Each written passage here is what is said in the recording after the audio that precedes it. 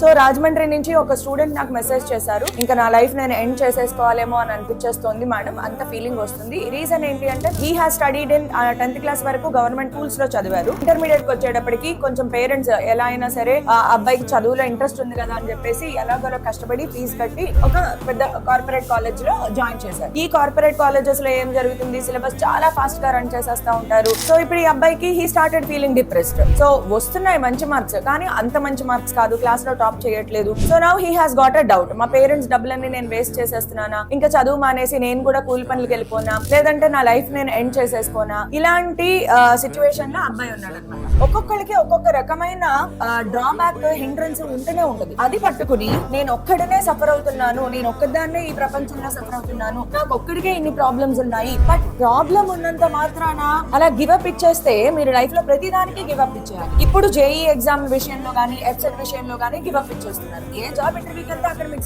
Select అయిపోతారా? అలా జరిగితే ప్రపంచంలో అందరికీ ఉద్యోగాలు వచ్చేయాలి, అందరూ వెల్ సెటిల్డ్ ఉండాలి కదా. సో అన్నిట్లోనూ అన్ని బాగా జరగవమ్మా. వీటన్నిటిని తట్టుకోవాలి అంటే ఫెయిల్యూర్స్ ని టాకిల్ చేయడం నేర్చుకోవాలి.